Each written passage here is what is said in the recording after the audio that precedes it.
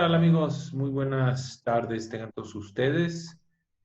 Pues bienvenidos otra vez a su programa de aquí del canal del Congreso. Leo, luego legislo. Yo soy Juan Bernardino y tenemos como invitado al autor, el doctor Eric Hernández Rauda, de la Ciudad de México, que, híjole, pues ha hecho un trabajo excepcional en estos últimos años. Traemos por ahí una muy buena imagen del doctor.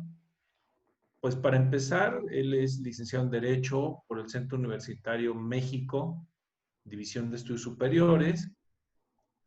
Nuestro estimado maestro él cuenta con una maestría en Derecho Procesal Penal por el Instituto Nacional de Estudios Superiores en Derecho Penal y tiene el grado de doctor en Derecho Penal por el Centro de Estudios Superiores en Ciencias Jurídicas y Criminológicas, el CECIJUC.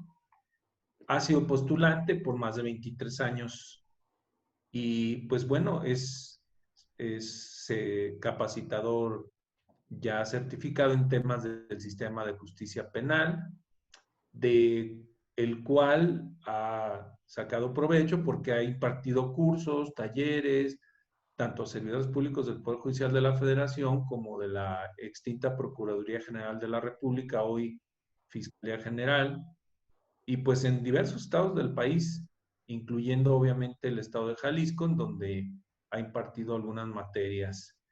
Pues bueno, también ha, por supuesto, realizado algunas obras. Una de ellas es el libro de ABC de las audiencias orales en materia penal y por supuesto la que hoy nos viene a redactar, a relatar es Audiencia Inicial conforme al Código Nacional de Procedimientos Penales. Pues además de eso, el doctor trabaja en el Centro de Estudios Jurídicos Carbonell. Doctor, pues tienes más que decir sobre tu currículum. Me gustaría que, pues aprovechando esta invitación, platicaras más o menos lo que andas haciendo ya por estos tiempos. Bienvenido. Muchas gracias, Juan. Gracias por tu invitación y pues les envío un gran saludo a todo tu auditorio. Realmente yo a lo que me dedico en esencia soy defensor en materia penal, en materia procesal penal. Esa es mi función, eso es lo que me encargo. Y pues digamos que lo que he escrito, lo he escrito pues de la práctica pura, ¿no? De estar practicando, de estar analizando tanto la codificación nacional del Código Nacional de Procedimientos Penales como pues estar llevando audiencias y repitiendo, verificando lo que funciona, checando lo que no funciona, y es justamente lo que fui plasmando en este libro que ahora venimos a platicar, Juan. Realmente eso me dedico. Mi profesión real, pues soy un defensor en materia penal y eso es, digamos que la función que a mí me gusta ejercer. Y por accidente, pues me dedico a la academia, por accidente me dedico un poco a los cursos, como ya los he mencionado, pero es una situación más accidental que en realidad lo que es mi función, ¿no? Muy bien, doctor. Pues ahora sí, hablando de tu libro, a mí me gustaría saber qué fue lo que motivó a tu persona, qué fue lo que más te llamó la atención para publicar esta obra. Mira, el contexto, Juan, el contexto en el que se dio esta obra, que ya tiene varios años, fue en el contexto de la aparición del Código Nacional de Procedimientos Penales. Yo tuve la oportunidad de participar en la elaboración, en la, digamos, en la revisión técnica del Código Nacional de Procedimientos Penales, que era la gran innovación en ese entonces, 2014. Era una gran innovación, era la unificación por fin del procedimiento a nivel nacional. Y antes del 2014 se utilizaban diversos códigos para el sistema acusatorio, para estas audiencias de juicio oral, y entonces la unificación lo que logró, o en teoría en ese entonces, 2014, lo que pensábamos que iba a lograr, pues sería una uniformidad en los procedimientos, ¿no? Que el juez de Claro. Jalisco, que el juez de la Ciudad de México litigaran o llevaran los procedimientos, las audiencias con los mismos mecanismos, con los mismos procedimientos. Entonces, de ese entonces se dio una se hizo todo un gran esfuerzo por varios académicos, por varios profesionistas, por los mismos tribunales, por las procuradurías en ese entonces, ahora fiscalías, para poder lograr esta gran unificación. Y ahí es donde nace este libro, ¿no? Audiencia Inicial, que es una de las grandes aportaciones que traía el Código Nacional de Procedimientos Penales, que traía para unificar los criterios a nivel nacional. Entonces, ahí es, digamos, donde nace mi interés por escribir algo que pudiera dar luz a esta audiencia que hasta ese día, antes del 2014, no existía, ¿no? Antes existían otros tipos de audiencias que iban relacionados con los temas, pero una audiencia denominada inicial, englobando todos los temas que lleva, pues esa audiencia no aparecía y por eso me di a la tarea de escribir esa obra que en realidad fue de las primeras que se escribieron, no sé si la primera, pero sí sé que fue de las primeras que se escribieron en relación a esa audiencia. Muy bien, doctor. Pues te tocó entonces conocer también de cerca la conformación del código a través, me imagino, de iniciativas de ley. Este programa, como lo dice su eslogan, leo, luego legislo, está dedicado a toda esa gama de investigadores y de asesores legislativos o parlamentarios.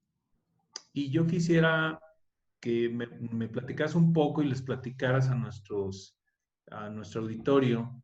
Ya hablamos un poquito de lo que es el objeto del código, pero, por ejemplo, dentro de este sistema penal acusatorio, tenemos una escuelita, la escuela de Klaus Roxin y de Jacobs.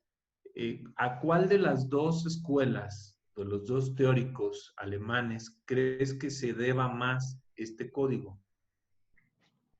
Pues bien, en realidad este código no utiliza, a modo de ver, no utilizan concepciones teóricas, ¿no? No utiliza concepciones teóricas. La teoría del delito en realidad no está incorporada al Código Nacional, aunque sí hay un par de artículos que hablan un poco de algunos conceptos de la dogmática penal. Y creo que es un código procesalista que tiene una fusión muy particular entre el derecho anglosajón y el derecho español, latinoamericano. Es un híbrido entre varias ramas del derecho procesal penal, lo que se formó. Y creo yo que cuando se formó, y siendo sinceros, cuando se formó el Código Nacional de Procedimientos Penales, no teníamos, y me sumo porque así fue hecho, teníamos idea del espíritu, de la buena intención, pero no teníamos idea de muchos conceptos que se han ido avanzando en los últimos años y que ahora pues nos damos cuenta de que pues se hizo una especie de Frankenstein tomando varias posturas de varios países, ¿no? Que eso en gran parte es ahora el problema que estamos viendo ya después, años después, ¿no? Que estamos viviendo.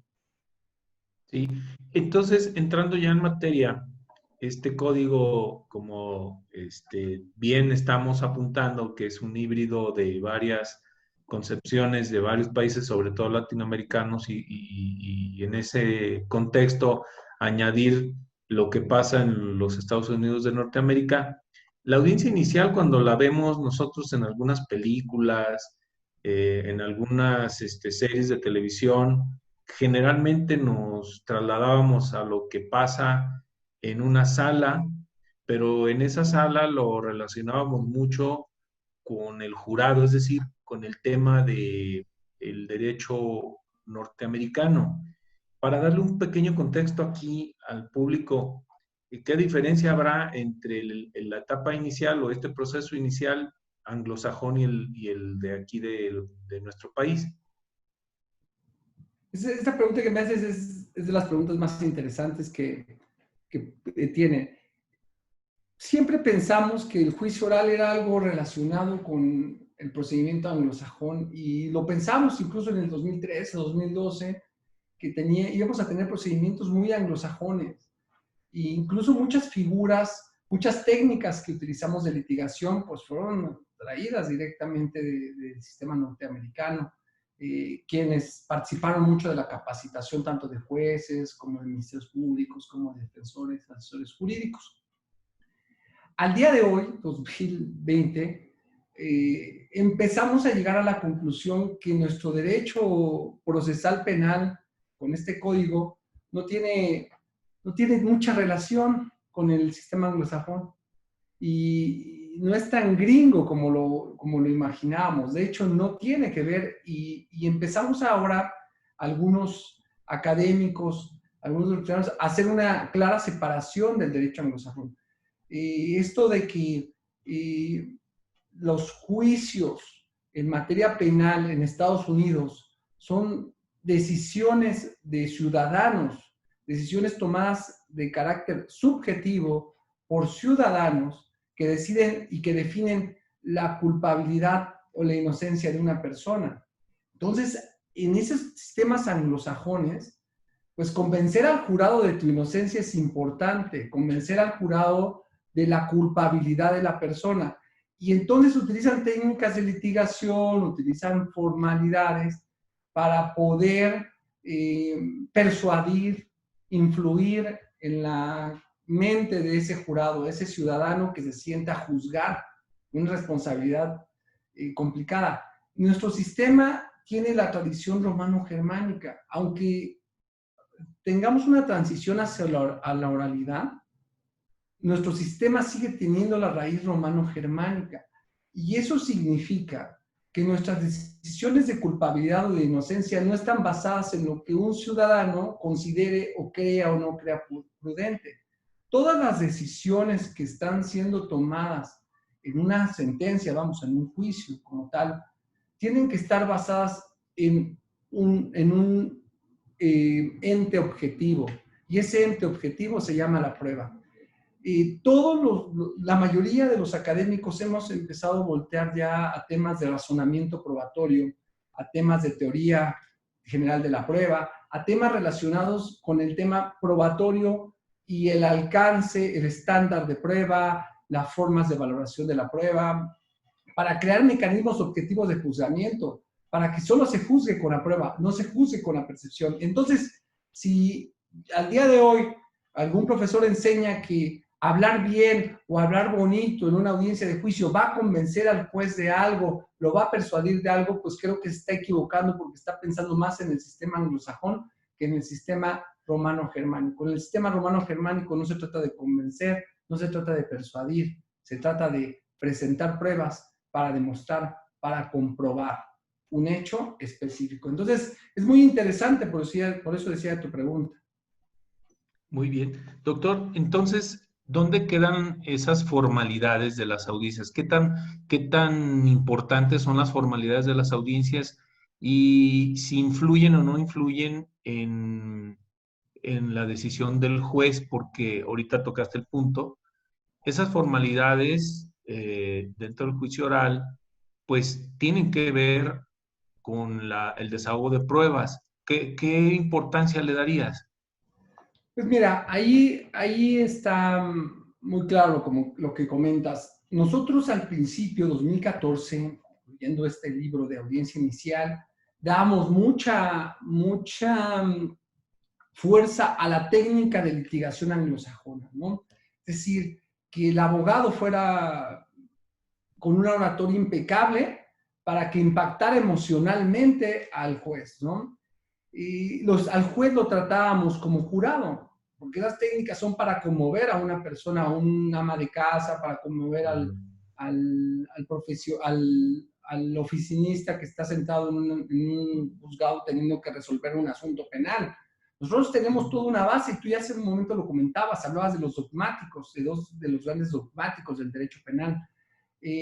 Nosotros juzgamos con un principio de legalidad, exacta aplicación de la ley penal. Entonces, para poder aplicar exactamente la ley penal, tenemos que establecer que el hecho se cometió y establecer que el hecho que se cometió solo es con base en la prueba. Entonces, todas las formalidades que se tienen que respetar tienen que ser respetadas en la forma en cómo se desahogan las pruebas, las técnicas para desahogar las pruebas, pero no aquellas técnicas que lo que buscan es persuadir, o técnicas de percepción o técnicas de convencimiento. Entonces hablamos ahora sí, Juan, de dos tipos de técnicas de litigación. Unas que van enfocadas o relacionadas con la prueba y la objetividad de lo que te da una prueba, y otras que van enfocadas en ganar por el verbo, por el bien hablar, por el, digamos, mostrar un arma en un juicio, pues es impactante, ¿no? Entonces sacamos la camisa ensangrentada y la mostramos en el juicio. Bueno, eso es muy anglosajón, pero eso aquí en México no sirve de absolutamente nada, porque aquí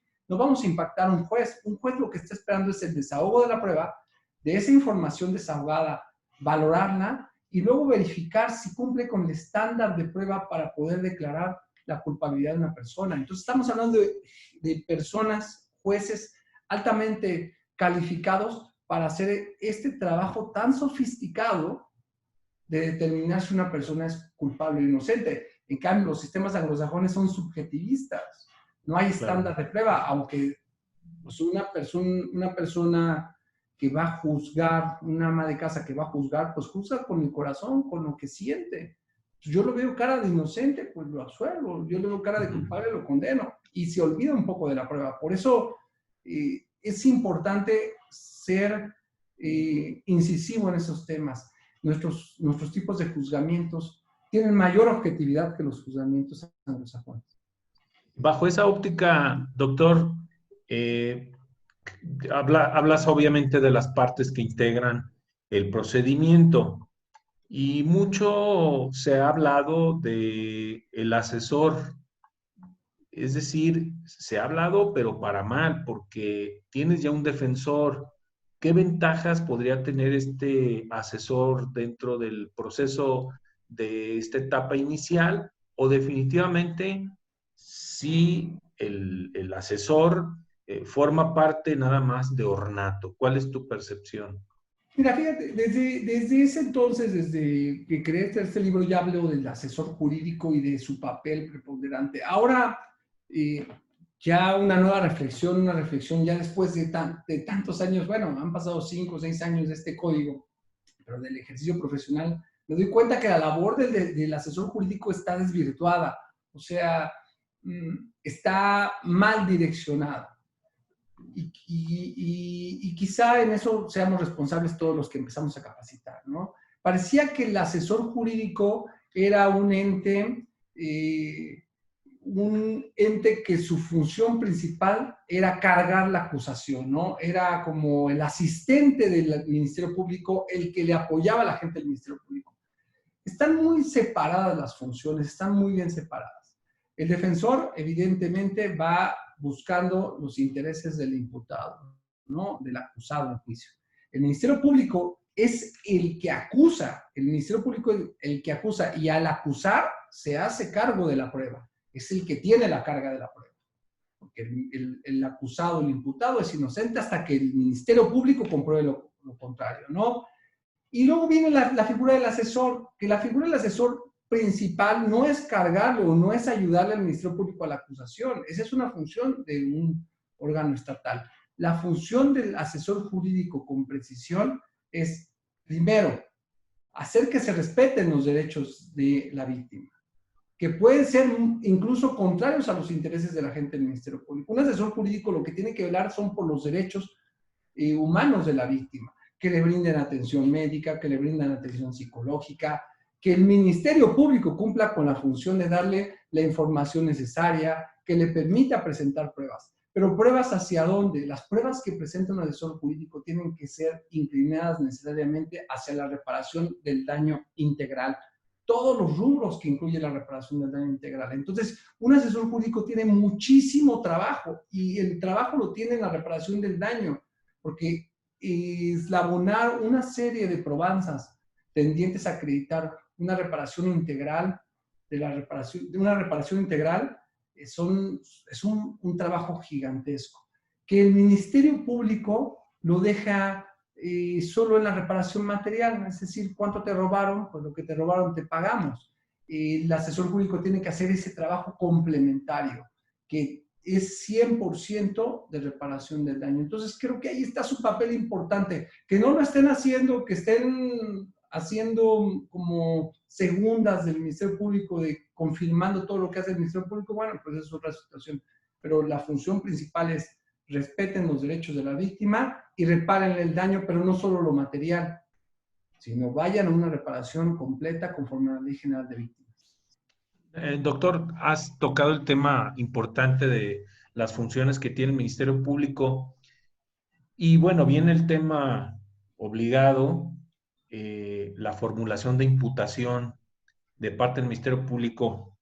¿Qué tanto se ha mejorado en esa formulación de imputación? Porque las primeras audiencias que hubo en el país eran errores garrafales y se daba mucho la libertad de los imputados. ¿Cómo has percibido este cambio de la formulación de imputación a los ministerios públicos? Mira, este punto creo que para mí es el talón de Aquiles del sistema de justicia penal. Es el talón de Aquiles en el que abusamos todos los que somos defensores. ¿Qué es lo que está sucediendo? La audiencia inicial, que es la primera audiencia que se lleva cuando una persona es presentada ante un juez, es una audiencia donde está creada esta audiencia no para afectar a la persona acusada o imputada, sino para darle la protección que la ley le otorga, para que el juez verifique que se le están respetando sus derechos, si viene como detenido, de detenido, y si viene solo como imputado, de imputado, ¿no? O sea, se le hace saber en esta audiencia inicial cuáles son sus derechos, se vigila o se controla este tema de cómo lo detuvieron. Entonces, muchas de las libertades que marcas, que la gente dice, es que ya lo agarraron, ya lo soltaron, bueno, pues son en esta audiencia, porque es una verificación de la legalidad de la detención, que es claro, un tema aparte. Pero viene algo muy importante. A la persona que se le sienta a la audiencia inicial se le tiene que formular la imputación.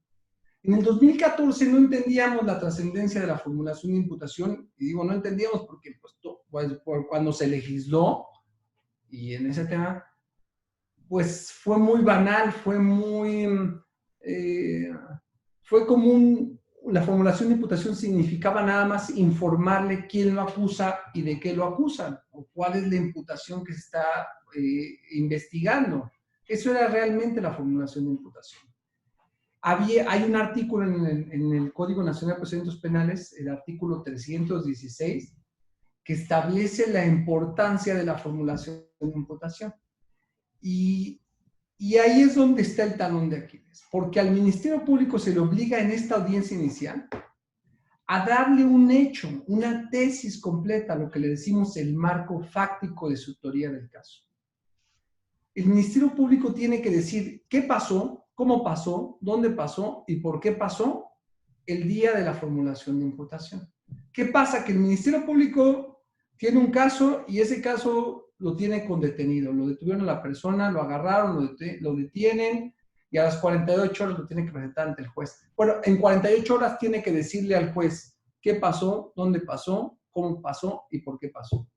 En 48 horas, un agente del Ministerio Público. Y además, eso no es lo grave, ok, sería que lo obligáramos a eso. Lo grave es que ese hecho se tiene que sostener hasta el juicio.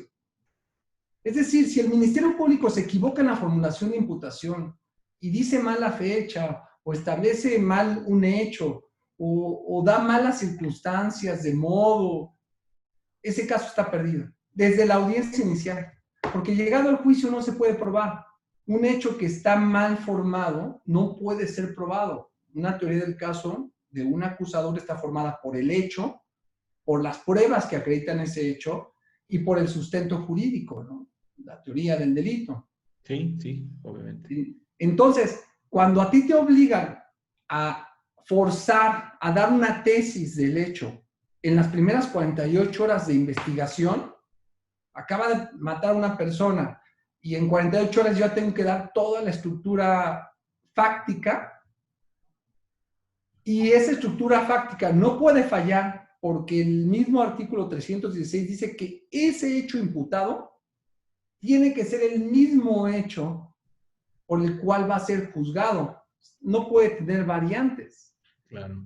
Y eso es algo gravísimo, porque entonces lo que sucede es que el Ministerio Público te imputa un hecho que cree que sucedió y luego continúa investigando y se da cuenta que siempre no sucedió como él lo había dicho, y ahora tiene que empezar a mentir para que cuadrar las pruebas al hecho que imputó indebidamente.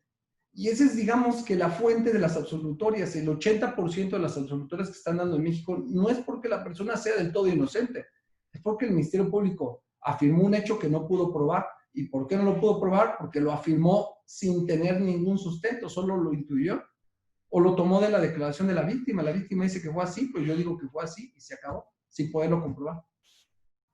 Ahora, doctor, ¿esto le da algo de ventaja al imputado? Es decir, antes de tomar la decisión si declara o no ante el juez, o puede tomarse algún tiempo para poder llevar a cabo esa razón de la imputación que se le da, ¿qué tanto le puede ayudar al imputado? Claro, ahí, por ejemplo, ante una imputación, un hecho que no puede ser probado, un hecho afirmado en la formulación de imputación que no va a poder ser probado, pues la mejor estrategia del defensor y la mejor estrategia del acusado es mantener el silencio, hacer uso de su derecho a guardar silencio. Esa es la mejor estrategia, porque al final no lo va a poder probar.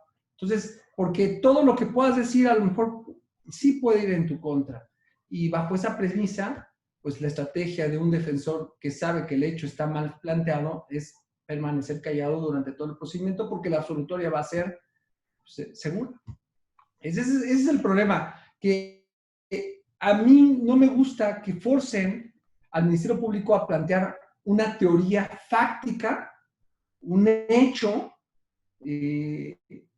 hasta el juicio en la audiencia inicial. A mí me gustaría que el hecho se estableciera y se hiciera sólido a partir de que concluyera la investigación, pero esta audiencia se da a la mitad de la investigación, o sea, la investigación apenas está iniciando y todavía no tenemos todas las piezas de rompecabezas, y entonces un juzgador me obliga a que le diga toda la historia completa sin tener todas las piezas de rompecabezas, y eso es lo que genera las absoluciones. La verdad es que es el talón de Aquiles y es un mecanismo de impunidad. Te lo digo yo que soy defensor, es el mecanismo de impunidad que está lastimando a este país.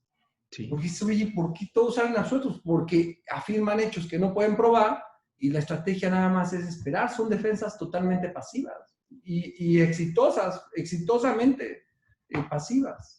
Y esto, doctor, entonces nos viene o nos acarrea al tema de la teoría de la imputación.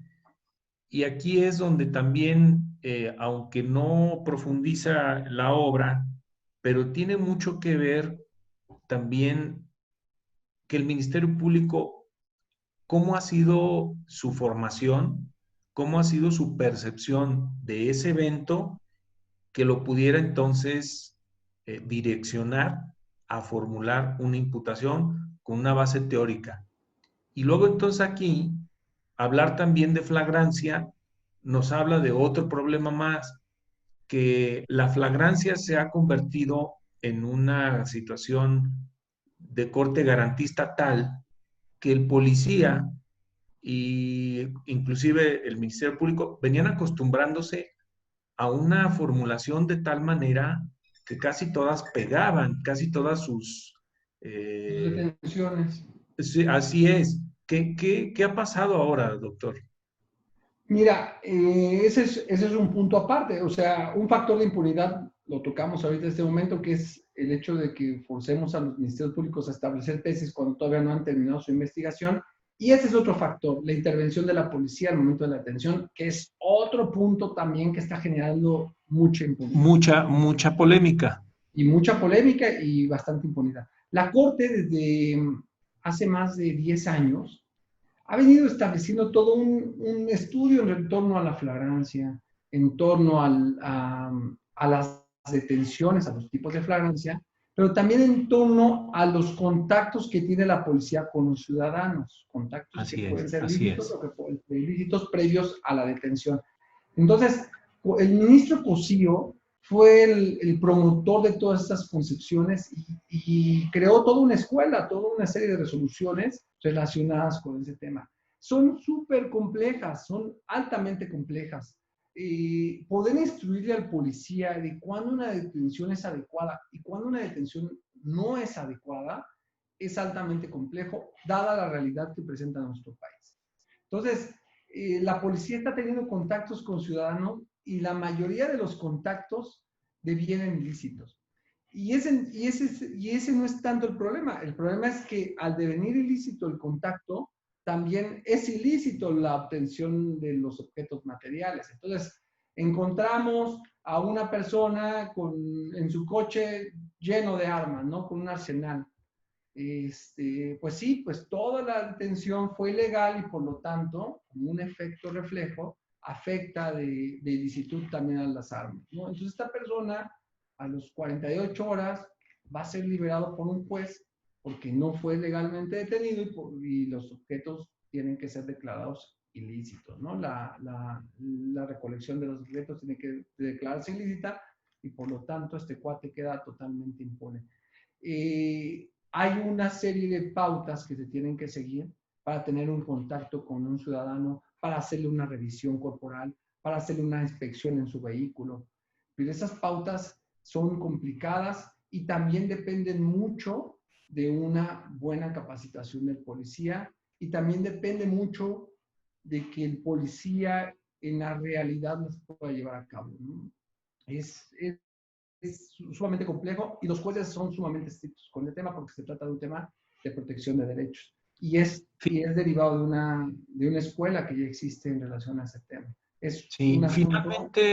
finalmente, doctor, para despedirnos del programa, las medidas cautelares, que es aquí donde me gustaría que propiciáramos alguna investigación de parte de los asesores e investigadores legislativos, porque las medidas cautelares es un tema que desgraciadamente ha sido olvidado, ha sido dejado de lado y muchas autoridades no solamente no cumplen, sino que están lejos de cumplir con las medidas cautelares.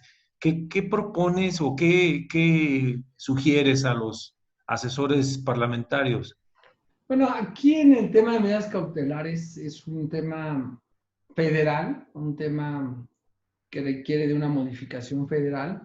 Los legisladores locales, la función o donde pueden participar, pues son en las unidades de supervisión de medidas cautelares. Están muy descuidadas, las unidades tienen poco presupuesto y tienen una gran responsabilidad.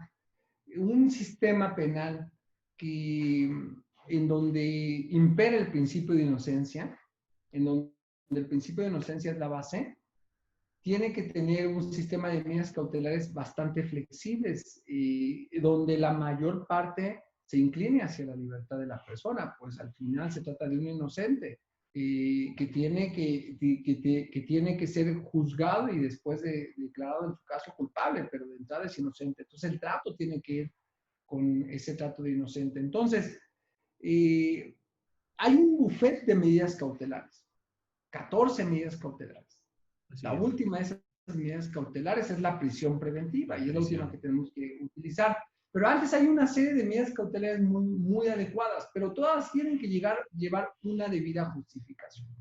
Que ese es un tema que da para otro programa completamente, el tema de Claro. cómo se justifica una medida cautelar a una persona que es inocente. Pero bueno, en el entendido que ya se impusiera una medida cautelar, ahora hay que vigilarla que la cumpla. Si a la persona le impones una medida cautelar de estar asistiendo a un lugar específico, bueno, pues hay que verificar que se esté cumpliendo. Un localizador, pues hay que verificar que se esté cumpliendo. Si a la persona le estableces un tratamiento como medida cautelar, pues hay que estar viendo que se esté cumpliendo. Y todo ese tipo de cuestiones requieren una serie de personal, una situación, un personal que pueda de apoyar a supervisar esas medidas cautelares, a darle cumplimiento a las medidas cautelares. porque al final en el éxito del cumplimiento de las medidas cautelares también está el éxito de un procedimiento, ¿no? Una persona que no cumple con la medida cautelar pone en riesgo el futuro del procedimiento penal que se le está instruyendo. Por eso es importante que se siga. Y hay unos peritos, ahí también se puede legislar con buena, desde el ámbito local, hacia los peritos evaluadores de medidas cautelares. Son importantísimos, son vitales. Un juzgador tiene pocas bases para poder determinar cuál es la medida cautelar adecuada a la persona. Y los ministerios públicos están desbordados y capacitados, digamos, materialmente para poder investigar cuál es la medida cautelar que le correspondería o la Claro. perfecta, la idónea para la persona. Doctor, Y te hay un interrumpo perito para, que hace el perdón, trabajo. te interrumpo, doctor, para ir a un corte y regresamos. En un momento regresamos.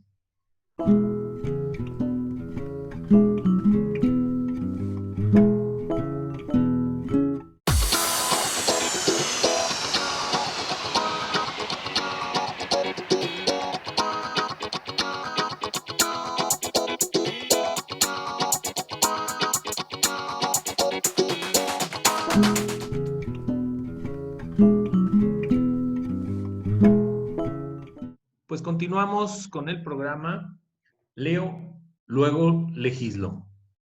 De invitado, nuestro estimadísimo maestro Eric, que pues para cerrar con broche de oro quisiéramos platicar de este tipo de medidas cautelares que pues ha sido el coco en algunos estados y municipios.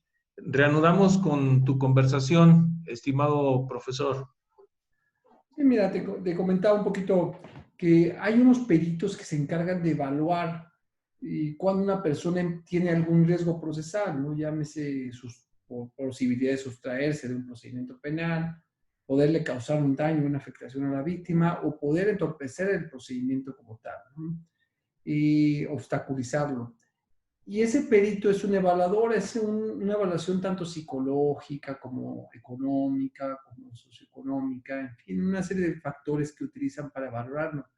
Ese tipo de peritos emite un dictamen y ese dictamen o ese informe es utilizado para justificar una medida cautelar. Creo que es el mecanismo más sencillo que se puede emplear para justificar una medida cautelar, porque la mayor parte de los procedimientos penales, pues, si se piden medidas cautelares sin justificar la razón del por qué imponerle. Y eso también puede generar una serie de afectaciones al procedimiento.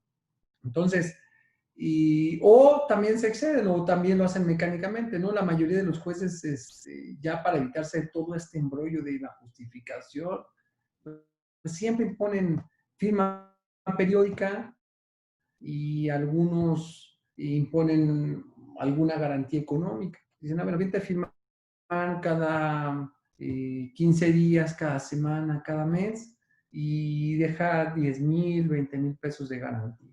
Entonces, lo hacen muy a la antigüita, sin justificación y sin razón alguna, ¿no? Una persona solo tiene que ir con una medida cautelar, una persona imputada, cuando en realidad existe una justificación que haga necesario que él tenga esas cargas procesales, ¿no? Esas obligaciones de atender al juzgador.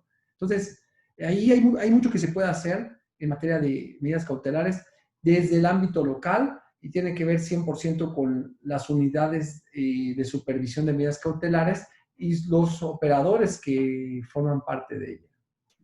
Sí, aquí en este ámbito, doctor, me gustaría tu apreciación.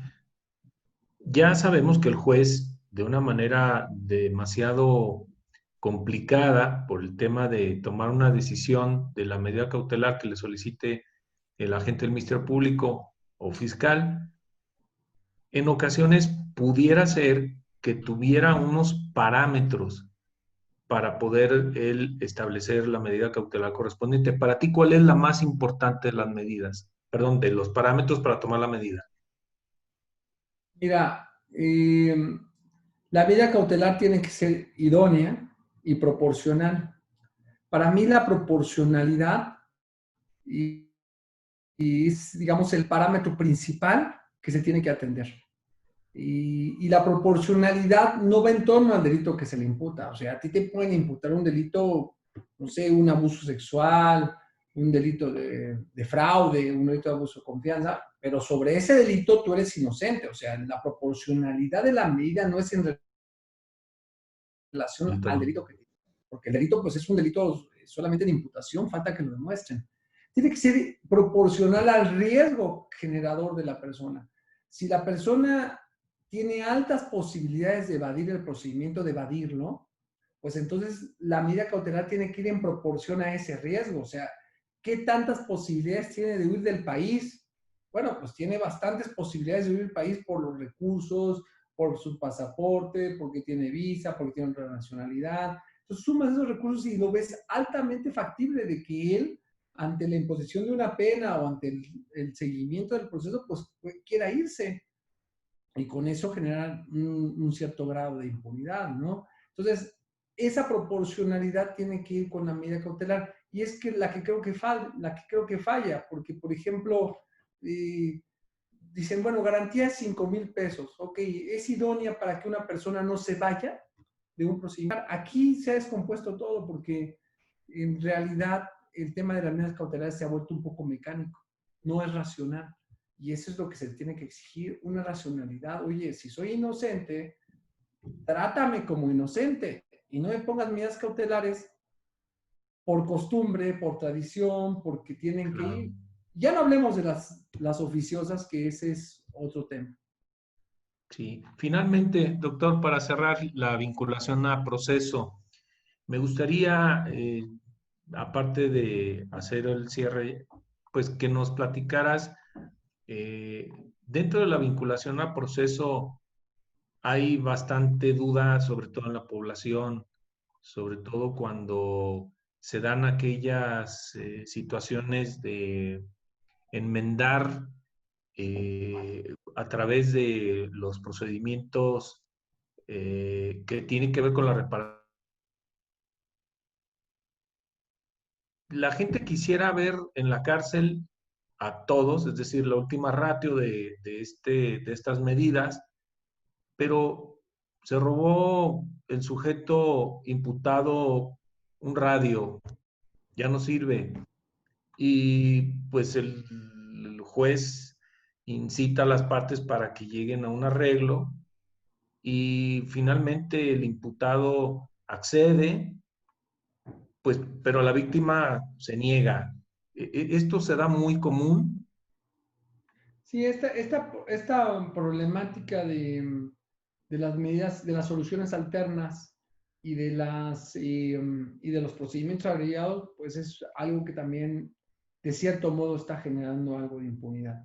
Y eso es algo que yo toqué ahí en mi canal de YouTube, Eric Rauda, hay una cápsula que se llama Impunidad, cómo robar y salirte con la tuya, es el título, en donde explico cómo funcionan estos mecanismos, ¿no? De solución. Los mecanismos de solución de una controversia, pues en algunos sí tiene que ir la voluntad de la víctima, por supuesto, el acuerdo reparatorio, ¿no? ¿Cuánto fue por tu radio? Te lo pago y se acabó. El acuerdo reparatorio lo puedes hacer una sola vez, no lo puedes hacer todas las veces que te agarren robando, ¿no? Una sola vez claro. Lo puedes hacer, tiene un periodo en el que lo puedes volver a hacer, ¿no? Pero si ya robaste una vez, llegaste a un acuerdo y regresas otra vez a la agencia del Ministerio Público, pues ya se te cerró esa puerta. Lo que pasa es que la Procuraduría no tiene registros, entonces pues se vuelve un lío, no sabe cuántas veces ha pisado este señor la cárcel por lo mismo. Pero bueno, es otra situación. Hay otros que no requieres de la participación de la víctima, o sea, que son forzados, o sea, la víctima no quiere, pero de una u otra manera va a haber soluciones. Y ese es uno que se llama suspensión condicional del proceso. La suspensión condicional del proceso, tienes que cumplir con ciertos condicionantes que son revisados por el juzgador, garantizar el pago de la reparación del daño, pero la posición de la víctima no necesariamente va a impedir que se llegue a esa situación, se llama salida alterna. Y el último de estos mecanismos de descongestión procesal es el procedimiento abreviado, que es una forma de terminación anticipada del procedimiento penal, en donde la oposición de la víctima solo es porque no le están cubriendo la reparación del daño, pero si ella se opone porque quiere pena mayor o porque incluso pues no va a estar conforme con que él se vaya nada más así porque sí, bueno, pues ese procedimiento no está sujeto a la voluntad de la víctima. Se puede hacer incluso en contra de la voluntad de la víctima. Y ya Claro. en ese tenor, todavía para maximizar un poquito más el concepto, la Corte recientemente se ha pronunciado en ese tema. La víctima no tiene participación en relación a la pena que se debe imponer al acusado. Es decir, la víctima no tiene personalidad jurídica para poder debatir la penalidad. La víctima, su parámetro principal, lo comentamos hace ratito, es la reparación del daño, ¿no? La penalidad es una justificación que tiene que hacer el órgano judicial al momento de sancionar, al momento de dictar la sentencia condenatoria. Entonces, el papel de la víctima en algunos mecanismos, contestando a tu pregunta, mecanismos de salida, de solución, pues en algunos sí es principal, pero en algunos es secundario. Pues doctor, nos da pena, pero el tiempo se agota. Yo creo que vamos a invitarte en próximos días para la obra de El ABC del Sistema Penal Acusatorio, donde seguramente todas estas dudas vendrán a ser un poco más aclaradas y obviamente pues estaríamos en algunos programas adelante hablando ya contigo sobre esta obra. No sé si quisieras dejar algún mensaje a todo el público que se dedica a la investigación de estos temas penales, invitarlos a lo mejor también a tu canal de YouTube para poder disipar algunas dudas.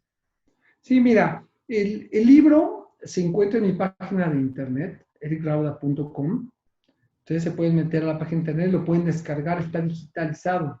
Entonces lo pueden tener. ¿Y a quién está dirigido en este momento? Porque ya también es un libro que ya tiene su tiempo. Está dirigido a aquellos que quieran introducirse al sistema acusatorio, que quieran empezar a entender un poquito más del sistema. Tiene las bases, tiene los principios, tiene la estructura procedimental inicial. Entonces, es un libro, es una herramienta que sirve muy bien para los estudiantes. Por ejemplo, si yo tuviera un grupo de procesal penal y quisiera que empezara a adentrarse al sistema procesal penal, sería, por ejemplo, el libro que les dejaría leer las primeras 2 semanas de las clases, ¿no? Para que ellos pudieran empezar a tomar o tener esos conocimientos básicos del procedimiento penal y poder arrancar desde ahí en materia. Incluso si los tuviera un poquito antes, se los dejaría antes de empezar el curso. Entonces es un libro que ahorita en este momento serviría para esa finalidad y que cumple muy bien porque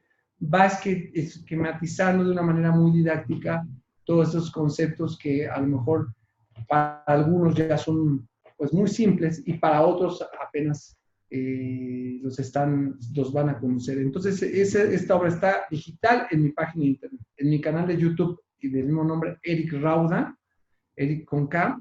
Van a encontrar una serie de materiales relacionados con todo lo que hablamos en esta entrevista, relacionado con las técnicas de litigación para comprobar, técnicas de litigación para demostrar, estrategias de defensa, en fin, una serie de cuestiones ya más específicas, ya para personas que ya están ejerciendo y que requieren concepciones más específicas. Bueno, pues ya están ahí en mi canal de YouTube. El ABC de las audiencias orales es un libro que pues más adelante lo podríamos platicar. Es un libro más esquemático, más para el ejercicio profesional. Es un libro para poder llevar una audiencia. Pero bueno, es un gusto haber estado contigo. Y, gracias, doctor. Y como siempre, encantado de que me invites a platicar un poquito del sistema acusatorio. Con mucho gusto. Pues, Eric, también agradecerte de parte del canal del Congreso para que estés en la próxima y pues también en algún programa en vivo ya que termine esta emergencia sanitaria, invitarte al foro para que pudiéramos platicar sobre temas específicos. Pues muchas gracias. Hasta la próxima. Gracias.